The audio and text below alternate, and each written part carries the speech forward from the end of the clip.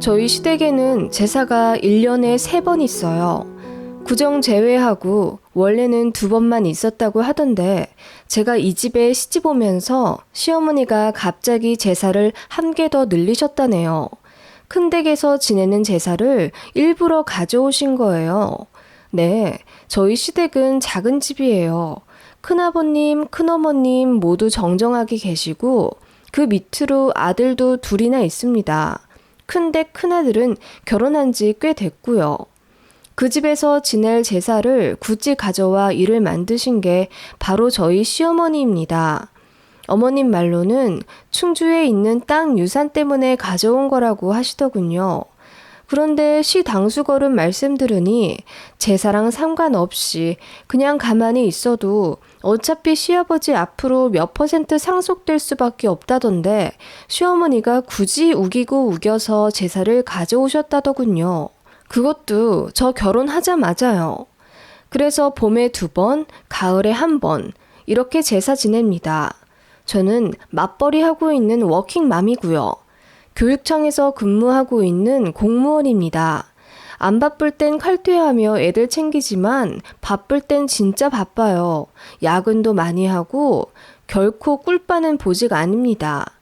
애 둘 낳고 제대로 쉬지도 못하고 바로 복귀했고 그때마다 도와주신 건 저희 친정 어머니이십니다.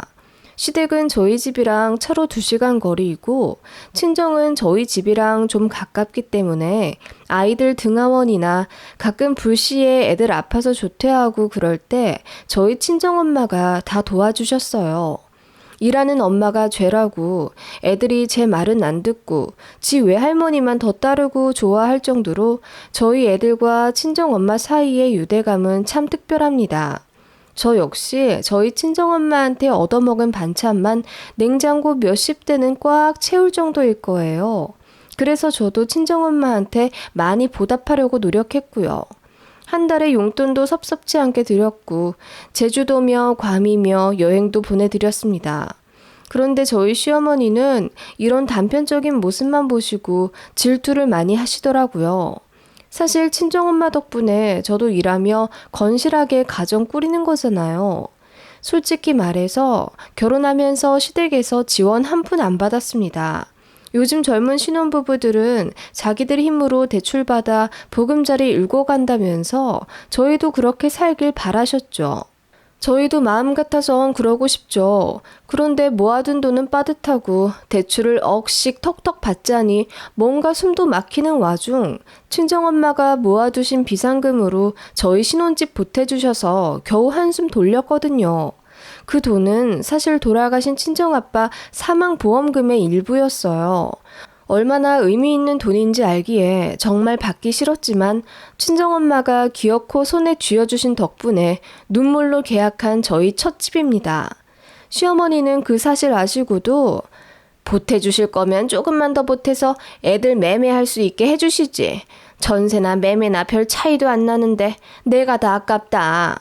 이러시면서 속 긁는 소리만 해대시더라고요.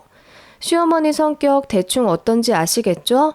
솔직히 말해서 진짜 철모르는 20대 후반에 시어머니 자리 제대로 살펴보지도 않고 한 결혼이라 망정이지.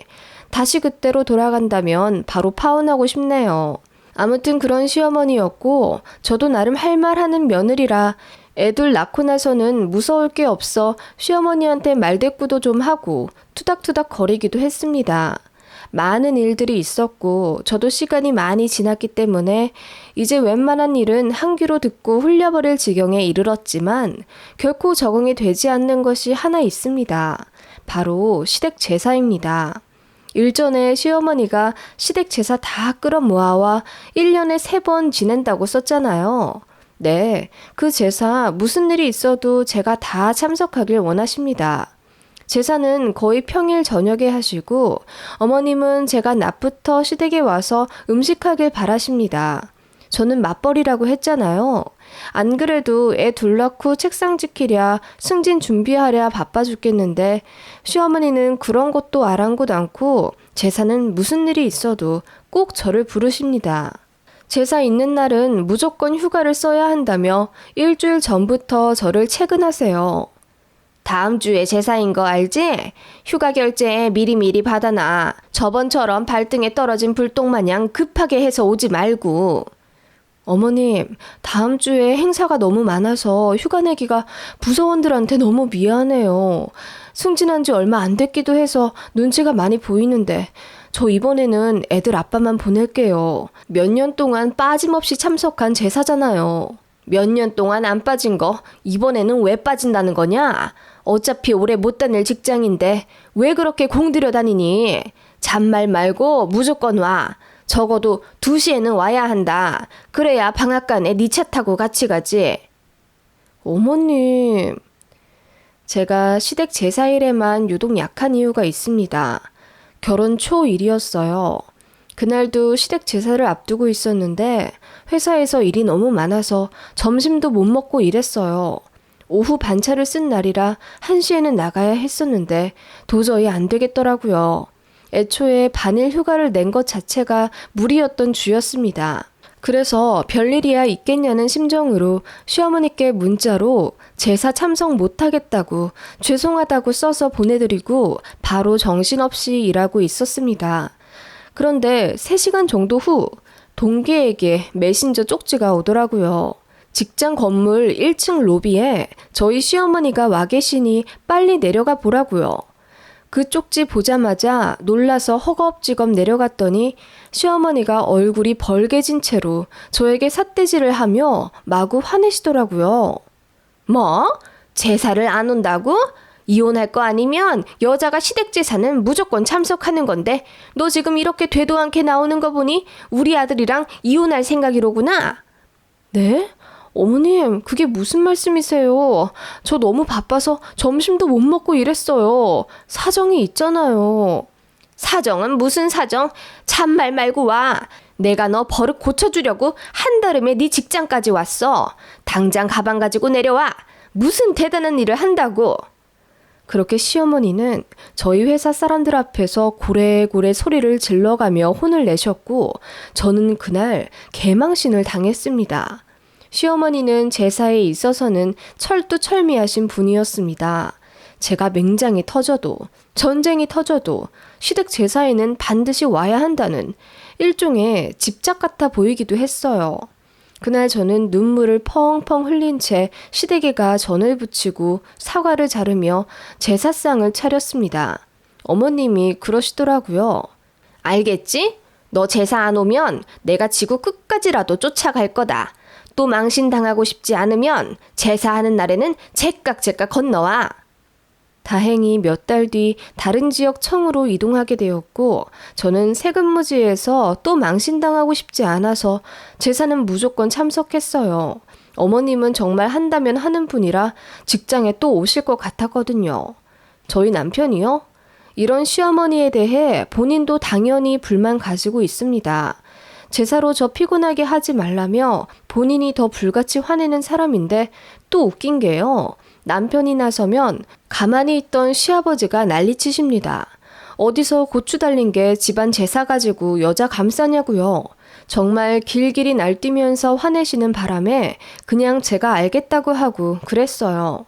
전부 다 말씀드릴 수는 없지만 아무튼 피곤한 집안입니다. 그냥 제사만큼은 제가 숙이고 들어가는 게 여러모로 평화로워요. 아무튼 그렇게 살아왔고 1년에 3번만 시어머니 비위 맞춰 제사 참석하면 1년이 평화로웠기에 좋은 게 좋은 거라고 생각하며 몇 년을 살아왔어요. 솔직히 말해서 제사가 엄청 많은 집도 아니고 3번이면 무난한 편이잖아요. 저의 필수 참석 조건이라는 게 많이 숨막히지만 그냥 그렇게 좋게 생각하면서 살았습니다. 그러던 와중 정말 역대급으로 쇼킹한 사건이 일어나게 됩니다. 가을 제삿날 일주일 앞두고 시어머님께서 역시나 제사 채비를 하시며 카톡이며 전화로 저를 닥달하기 시작하셨죠. 저는 신입 교육도 맡았고 새로 진행하는 업무도 있어서 정말 눈, 코, 뜰 새 없이 바쁜 일상을 보내고 있었어요. 야근도 아무리 늦어도 11시에는 퇴근했었는데 그 주는 할 일이 폭탄처럼 쏟아져서 새벽 1, 2시에도 퇴근하고 그랬습니다. 그 정도로 힘든 거 어머님도 알고 계셨고 말씀으로는 에구 그렇게 바빠서 어떡하냐. 몸 건강 챙겨가며 일해라. 라고 말씀은 하셨지만 곧 죽어도 제사 오지 말란 말씀은 안 하시더라고요. 보다 못한 남편이 이번엔 강경히 나서며 며느리 대신 본인이 가서 음식 장만하고 제사 준비하겠다고 통보했는데 역시나 시아버지가 불같이 화를 내셔서 또 제가 그냥 간다고 하고 마무리 지었어요. 그리고 제삿날 휴가 처리했고 업무에 지장 없도록 미리 일 다 해놓느라고 회사에서 점심도 걸러가며 줄 야근했습니다. 친정엄마가 그런 제 모습을 보시며 전에 없이 한숨을 크게 쉬시더라고요. 저희 친정엄마는 제가 일하랴, 애들 낳아 키우랴, 동분서주하는 게 딱하시다 하시면서도 시댁 일이나 남편과의 일에는 크게 관여를 안 하셨습니다. 가까이 산다고 제 집처럼 관리하고 간섭하면 저 스스로 갈등을 해결하는 방법을 못 찾는다며 제가 남편이랑 싸우거나 시어머니한테 불합리하게 당하는 듯한 상황이 있어도 두 손 걷고 나서주신 적은 없으세요. 단지 저를 위해 우리 애들을 봐주시고 반찬 사다 먹지 말라고 직접 해주시는 정도로 선을 그으셨습니다. 그게 저희 친정엄마만의 방침이었어요. 결혼 초반까지는 가끔은 너무 제 편을 들어주지 않는 친정엄마에게 서운할 때도 있었지만 돌이켜보니 엄마가 현명하신 거더라고요. 남편이랑 싸웠다고 친정집으로 도피하거나 시어머니 때문에 속상할 때 쫄랑쫄랑 친정엄마한테 달려가 일러 바치고 그랬다면 악순환만 됐을 것 같아요. 그래서 가까이 사는 친정엄마는 나름의 기준을 세우신 거였어요. 그런데 딱 하나, 제사 문제만큼은 친정엄마도 많이 속상해 하셨어요. 일하는데도 휴가까지 써가며 제사를 지내는 것이 영 이해가 안 가시는 거죠. 그래도 제 앞에서 대놓고 시어머님을 험담하거나 하진 않으셨어요. 저랑 남편이 알아서 잘 해결하길 바라면서도 은근히 제사에 있어서는 좀 융통성 있게 갔으면 하는 바람은 있으셨죠. 아무튼 그 가을 제사 시기에 제가 너무 바쁜데도 불구하고 휴가를 냈습니다. 그런데 제사 전날 직장에 인사 문제로 큰 사건이 하나 터지게 되어 난리가 났어요. 그 일 수습하느라 밤까지도 팀 내 회의하고 정말 비상이었습니다. 도저히 제가 휴가를 낼 입장이 안 되길래 시어머니께 제삿날 당일 새벽에 전화를 걸었어요. 어머님, 빨리 말씀드리는 게 좋을 것 같아서 조금 이른 시간에 전화드려요. 저 이번에 제사 못 갈 것 같아요. 부서에 너무 큰일이 생겨서 수습하고 있거든요. 뭐? 못 온다고? 휴가 냈잖니? 휴가 반환해야 할 것 같아요. 제가 빠지기가 너무 힘든 상황이에요. 그런 게 어딨다니? 빠질 사람은 빠져도 다 돌아가게 돼 있어. 잔말 말고 무조건 와. 이번엔 다른 친척들도 몇 명 오신단 말이야. 네가 안 오면 어떡해? 어머님, 저 지금까지 꼬박꼬박 휴가 내고 제사 갔잖아요. 이번만 봐주시면 안 돼요? 정말 안 될 것 같으니까 이 새벽에 전화드려서 말씀드리는 거잖아요. 제가 마침내 눈물을 터뜨리며 어머님께 애원하자 어머님도 당황하시더니 이내 막 화를 내시면서 아니, 그런 게 어딨어. 며느리가 무조건 와야지. 네가 못 오면 뭐 니네 친정엄마라도 연락해서 보내. 일손도 모자라 죽겠는데 여자가 그깟 직장일 때문에 시댁제사도 못 온다는 게 말이 돼? 너희 친정엄마가 그렇게 가르치셨다니? 자식 잘못 키운 책임 내일 와서 지시라 그래. 라고 막말을 하시더라고요. 진짜 제사 관련해서는 예민하고 빡빡하게 구시는 거 알고 계셨는데 이렇게까지 나오실 줄은 꿈에도 몰랐어요. 친정엄마 자식 교육까지 운운하시니 저도 너무 열이 받아서 어머님, 그깟이라고 말을 붙일 수 있는 게 제 직장인지 제사인지 모르겠네요. 제가 놀고 먹는 것도 아니고 애들 아빠랑 애들이랑 잘 살아보겠다고 코피 터지게 일하며 직장 다니는 건데 왜 그게 그깟이라는 말이 붙어야 해요? 저 진짜 치열하게 살아요. 하찮은 일 하면서 시간 때우는 거 아니라고요. 그리고 어떻게 자식 교육 운운하시며 모욕을 주세요? 저희 친정엄마가 왜 시댁에서 제사를 도와야 하나요? 제가 입에 모터 달린 듯 울분을 쏟아내자 시어머니가 당황하시면서 아니, 말이 그렇단 얘기지 말이. 누가 진짜 사부인 모셔오랬니? 그 정도로 여자한테 제사가 중요하다 이 말 한 거지. 됐다. 너 알아서 해라. 하고 끊으시더라고요.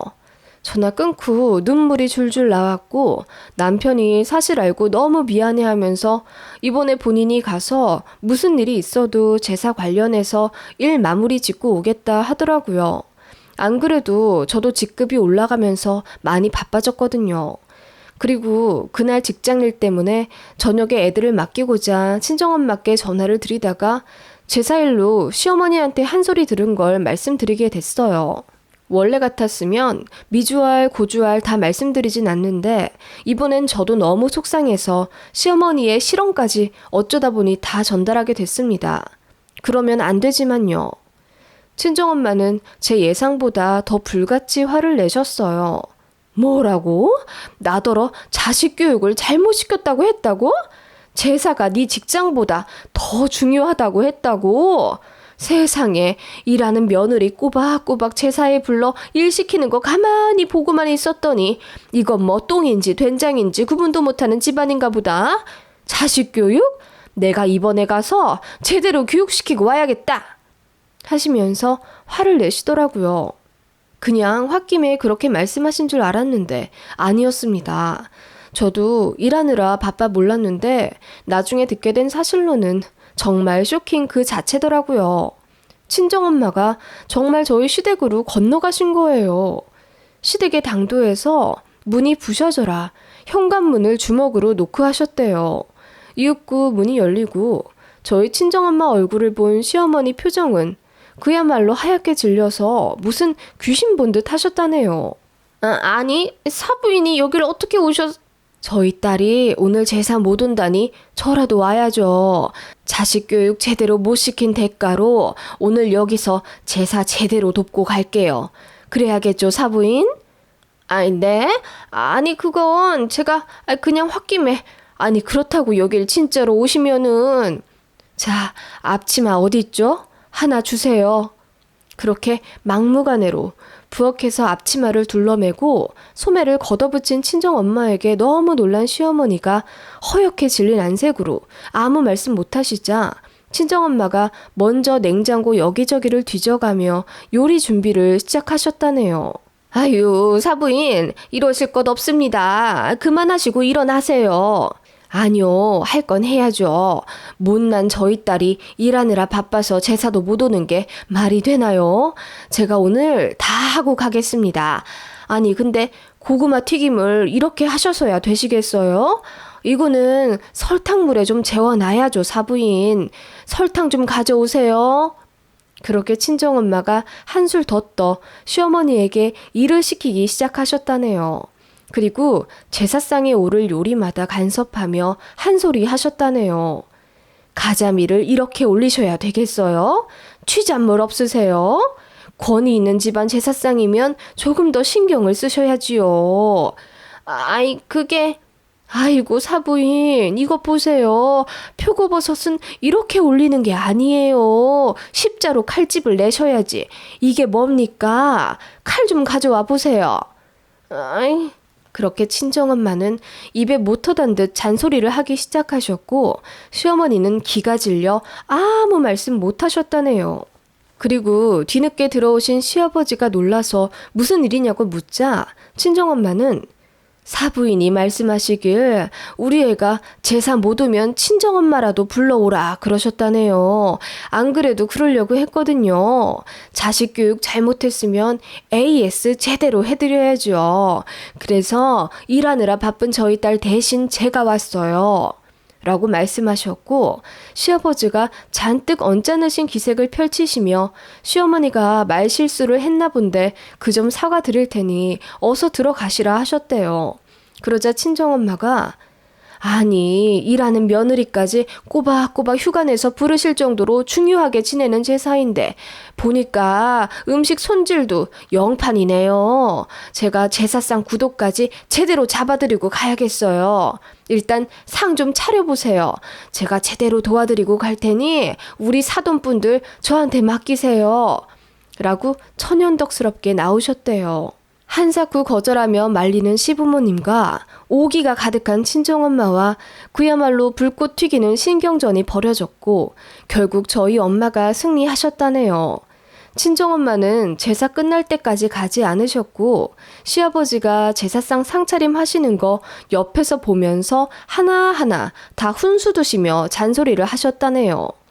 아니, 약과가 왜 그 줄에 가나요? 약과는 앞에 있어야죠. 아닙니다.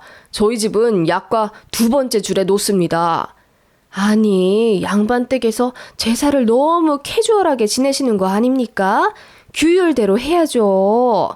그렇게 까랑까랑한 목소리로 저녁 8시까지 훈수를 두시는 친정엄마에게 질릴 대로 질려버린 시부모님은 결국 백기를 드셨고 사과를 하셨다네요. 친정엄마의 이중을 결국 파악하신 거죠. 내 딸한테 또 함부로 굴고 예의 없게 굴었다간 이 꼴 난다는 걸 손수 보여주신 친정엄마 덕분에요. 며느리 바쁜 거 압니다. 그래도 아닌 건 아니라고 생각해서 그동안 꼬박꼬박 불렀었는데 사부인이 그렇게 속상해 하셨을지 미처 생각을 못했네요. 애들 난감하지 않게 앞으로 유도리 있게 부를 테니 사부인도 이제 그만 마음 푸시고 돌아가세요. 더 얼굴은 붉히지 맙시다. 시아버지가 결국 정중하게 사과했고 친정엄마는 깔끔하게 받아들이시고 앞치마를 마침내 벗으셨대요. 이 얘기를 나중에 듣고 저는 처음엔 경악하며 들었지만 뒤로 갈수록 통쾌하더라고요. 저희 친정엄마는 언제나 말보다는 행동인 스타일이십니다. 그동안 제 편 안 들어주는 것 같은 친정엄마에게 은근히 섭섭한 게 있었는데 그날 이후로 깨끗하게 잊었어요. 엄마도 생각이 있으셨던 거란 걸 제대로 안 거죠.